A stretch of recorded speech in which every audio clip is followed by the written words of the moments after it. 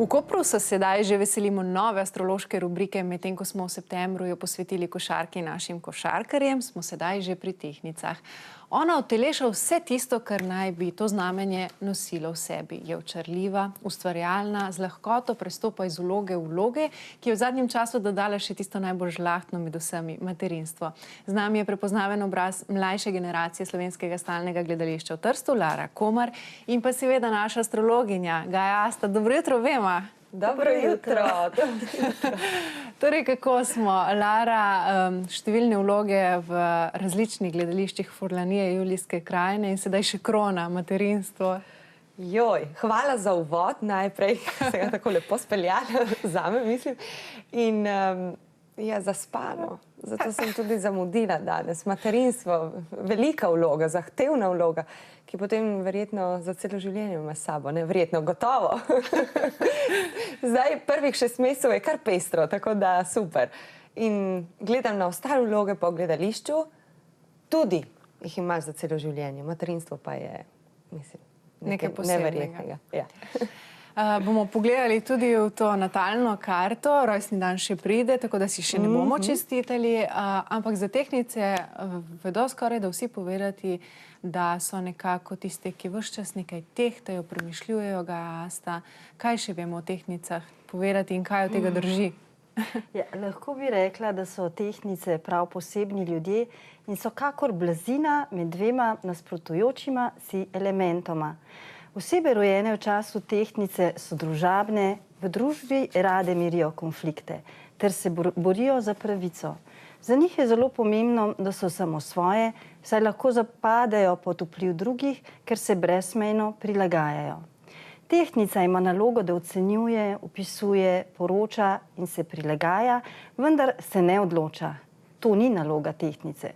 Čas tehnice je pač to jesensko enakonočje in je mesec med svetlobo in temo, kot nekaj, kar je oboje. Zato zna tehnica prisluhniti dvema zgodbama, jih razumeti, ne da bi se pri tem odločila, katera je prava. Ja, naša Lara prekimava, to bo držalo. Dodamo k temu še to ustvarjalnost pa očarljivost, ki smo jo omenjali v uvodu, in to ni slučaj. Je zato morda ta občutek v gledališču še toliko boljši na odrih, ker je prav ta občutek ustvarjalnosti tako blizu? Jaz mislim, da je to po naravi prav, glede na to, kot poslušam o tehnicah. Ker od malega nisem bila tak otrok, ko se zbudi pa reče, jaz bom igralec, jaz bom, ne vem, karkoli, v vesolje odplaval.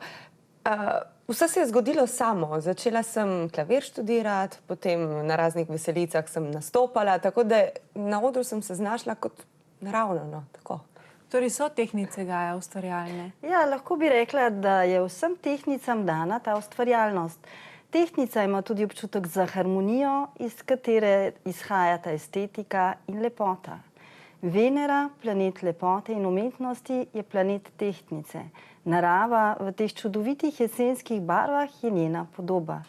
Osebe, ki se rojevajo v času potovanja sonca skozi zodiakalno znamenje tehnice, so kot čudovita narava v tem jesenskem času in vsaka tehnica zagotovo nosi v sebi umetnost, če je le sonce v natalni karti harmonično postavljeno. In sedaj bomo pogledali točno to natalno karto in nas zanima tudi, ali je tam kaj prostora za petje, torej še en dar, ki ga Lara nosi v sebi in ki morda njegov čas še pride. Kaj pravi zvezde? Takole, pač Lara... Zaskrbljeno gledaš, ne? Ne bo hudo. Ne vem, kje ne začnem. Mislim, to je tako bogata karta, res izjemno zanimiva. Sonce je v 7. hiši v tehnici. To pomeni, da v bistvu tudi veliko energije ti daješ drugim. In tudi te ima javnost izjemno rada. To je tudi 7. hiša, kako te drugi gledajo. In zanimivo pri tvojem soncu je, da je v konjunkciji s Plutonom. Pluton pa je en tak karizmatičen planet In to je v bistvu tvoj največji talent. Tako da česarkoli se boš lotila, je tukaj v ozadju karizma in v bistvu je tudi neka dramatični nastop, dramatični nastop in karizma. Tako da tudi, če poješ, lahko dramatično in karizmatično v bistvu to spraviš v glas. Drugače pa v bistvu, zakaj sem tako gledala, ker nič se nismo pogovarjali o vprašanjih in mi je tako zanimivo opazovati, kaj se je tebi dogajalo recimo nekje februarja, marca v letošnjem letu. Si bila tako, ki je v stiku s kakšnim filmom? Februarja, marca, verjetno, ne vem, kakšno kamero nadnaravno, ker sem takrat rojevala. In kaj se bo pa še nadnaravnega dogajalo v prihodnje? Ja, jaz bi rekla, da v bistvu te bo nekako v življenju tudi film potegnil.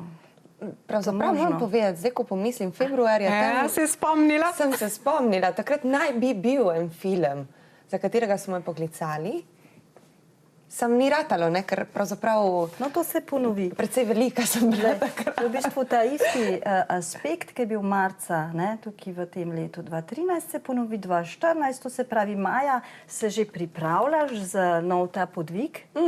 Tako da še enkrat prihaja ista energija, marca že popolnoma zaživiš, v celotni ženski.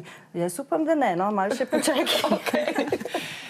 Bo pa rojevala nove vloge gotovo na odru Slovenskega stalnega gledališča v Trstu, kjer smo jo najbolj vajeni. Se bo selila še kam drugam, Lara, s svojimi vlogami?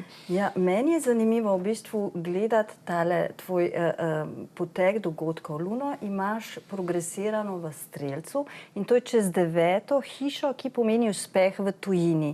Jaz ne znam točno določiti, kje je ta tujina zate, je to Italija ali je to Slovenija.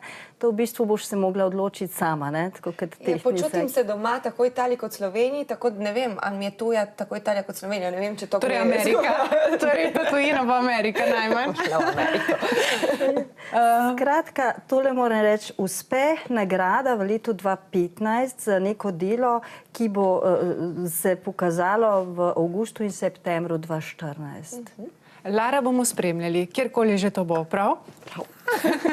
Vprašamo še Gajo, če je pred nami vsem, sedaj mislimo, kakšno posebno obdobje, kaj se dogaja z Luno ščipi, nas bo kdo kaj ščipal ali bo vse mirno? Ja, zdajle pač nas je zadnji ščip ščipal. Naslednji ščip pa je v obliki delnega luninega mrka in to je v bistvu ta ciklus, ki merimo od ščipa do ščipa, je precej pomemben tudi za Slovenijo. In lunin mrk se dogodi blizu MC-ja v karti Slovenije, kar pomeni spremembe v razvojni poti Slovenije. Mrk bo vklestil določene velike državne projekte, ki bojo spremenili načrtovan razvoj. Namreč pomanjkanje investicij še poglablja krizo in zmanjša prihodke, ker bo pač nehote to preusmerilo razvoj Slovenije v sonaravni razvoj. To se pravi, sonaravni razvoj pa je veliko bolj usklajen za karto Slovenije. In to je lahko, bi rekli, ekološki turizem, tukaj je pač tudi razvoj visoke tehnologije, napredek v lesni industriji. Tako da propadli bojo tisti megaprojekti, katerih razvoj bi Slovenijo spreminjal v eno od tovarn Evrope. In vsaka kriza, torej podobno kot tehtnica, tehta in ne ve se, zakaj se je treba odločiti, ampak v času tehtnice se boste morali odločiti sami.